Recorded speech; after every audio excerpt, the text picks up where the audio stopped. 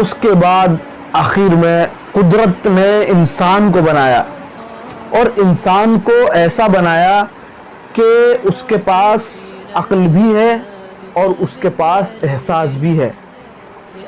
اور قدرت نے اس کو یہ جو چیزیں بنائی ہیں قدرت نے، یعنی جاندار جو بھی بنایا ہے، جو ہم نے ابھی جس کا ذکر کیا، جس کے پاس جتنی احساس اور عقل کی کمی ہے قدرت خود ہی اس کا زیادہ ذمہ دار ہو جاتی ہے.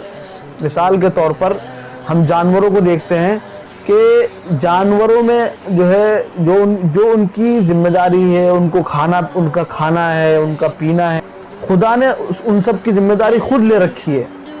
اور جو ان جانداروں میں یا ان احساس والوں میں جو عقل کی جو ہے زیادتی ہوتی ہے اور احساس کی زیادتی ہوتی ہے، ان دونوں چیزوں کی زیادتی جتنی زیادہ ہوتی ہے تو قدرت ان کو اپنے حال پہ چھوڑتی رہتی ہے. یعنی یہ احساس اور یہ ذمہ داری، یعنی یہ عقل مندی، یہی وہ دو چیز ہیں جس کی وجہ سے انسان پر اتنی ساری ذمہ داریاں آتی ہیں. سمجھ رہے ہیں؟ تو اس کو سمجھنے کے لیے ایک بہت اچھی مثال دی کہ آپ یورپ کے کتے دیکھ لیجئے، افریقہ کے کتے دیکھ لیجئے. قدرت نے جو یورپ کے کتے ہیں ان کے لیے خود ایسا نظام بنایا ہے اور ان کے جسم کو ایسا بنایا ہے کہ وہ جو ہے ان کے اندر ایسا رواں آ جاتا ہے جس سے وہ اپنی حفاظت کر لیتے ہیں. ٹھیک ہے؟ لیکن اس کے برخلاف انسان ہے. انسان کو چونکہ احساس بھی دیا اور کسی بھی چیز کو سمجھنے کی قوت بھی دی، سمجھنے کی طاقت بھی دی، اس لیے انسان کو یہ سب چیزیں نہیں دی. انسان کو خود چھوڑ دیا کہ بھئی یہ ذمہ داری آپ کو خود ادا کرنی ہے اور اس کو آپ خود پیدا کریں اور اس کے لیے آپ خود کوشش کریں. تو یہی وہ احساس اور یہ یعنی سمجھنے کی طاقت ہے جس کی وجہ سے انسان کو جو ہے بہت زیادہ ذمہ داری دی گئی ہیں اور اسی کو جو ہے قرآن کی زبان میں یا شریعت کی زبان میں کہتے ہیں کسی کو مکلف بنانا. ٹھیک ہے؟ کسی کو ذمہ دار بنانا. قرآن میں اسی کو کہا لا یکلف اللہ نفسا الا وسعها. اللہ تبارک و تعالیٰ کسی بھی جان کو اس کی طاقت سے زیادہ مکلف نہیں بناتے. ٹھیک ہے؟ یعنی اب خود آپ دیکھ لیجئے، جس کے اندر جتنی احساس اور جتنی عقل مندی ہے اس کا تو خدا خود ذمہ دار ہے، لیکن جب خدا نے انسان کی باری آئی تو انسان کی ذمہ داری سے خدا نے خود جو ہے ہلکے ہلکے اپنے ہاتھ اٹھا لیے اور انسان کو عقل اور احساس کی وجہ سے ذمہ داریاں دی. اسی ذمہ داری کو قرآن کے لفظ میں امانت کہتے ہیں. قرآن نے کہا اِنَّا عَرَضْنَا الْأَمَانَةَ عَلَى السَّمَاوَاتِ وَالْأَرْضِ وَالْجِبَالِ فَأَبَيْنَ أَن يَحْمِلْنَهَا وَأَشْفَقْنَ مِنْهَا وَحَمَلَهَا الْإِنسَانُ إِنَّهُ كَانَ ظَلُومًا جَهُولًا. ہم نے اس امانت یعنی ذمہ داری کو آسمانوں پر، زمینوں پر پیش کیا، پہاڑوں پر پیش کیا، تو سب نے اس کو اٹھانے سے یعنی اس کو برداشت کرنے سے، اس ذمہ داری کو لینے سے انکار کر دیا اور سب کے سب اس بات سے ڈر گئے اور اس کو انسان نے، اس ذمہ داری کو انسان نے اٹھایا. انہو کان ظلوما جہولا، جبکہ وہ ظلم کرنے والا اور جاہل و نادان تھا. اور ظلم کا الٹا ہے عدل اور جہل کا الٹا ہے علم.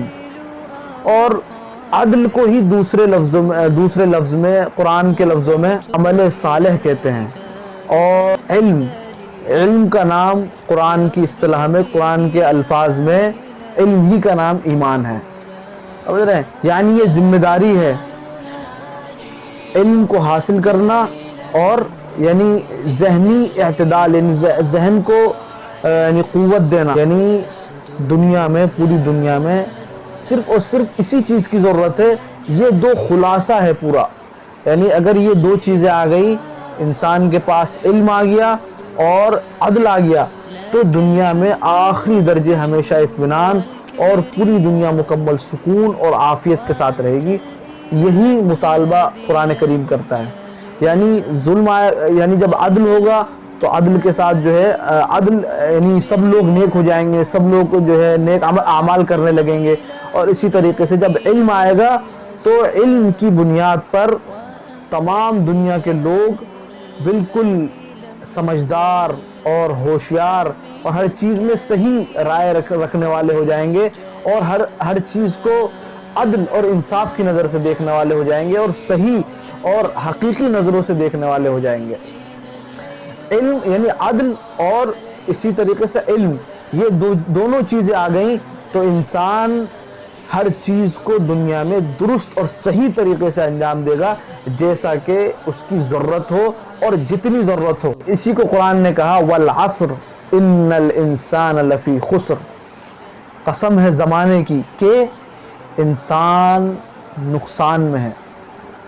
کیسے نقصان میں؟ بھئی کیسا نقصان ہوا انسان کا؟ انسان جو نقصان میں ہے، قرآن میں اس نقصان سے وہی نقصان مراد ہے کہ ظلم، یعنی دنیا میں ظلم کا رواج ہو جائے اور ظلم ہی ظلم دنیا میں بھر جائے اور عدل کا خاتمہ ہو جائے۔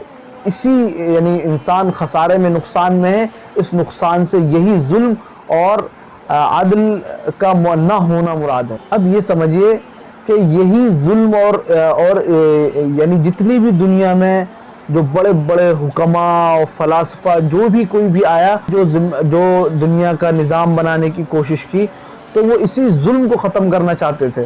آپ دیکھ لیجئے یونانی الیڈ، رومی پیرالل، اور اسی طریقے سے ایرانی شاہنامہ اور مہابھارت، یہ سب چیزیں اس میں کیا ہے؟ اس میں یہی سب چیزیں بھری ہوئی ہیں۔ آپ دیکھیے اس میں ان تمام چیزوں میں، تورات، زبور، انجیل، سب ان تمام اہم کتابوں میں کیا ہے؟ صرف اور صرف یہی کہ ظلم اور انصاف کی اور عدل کی داستان۔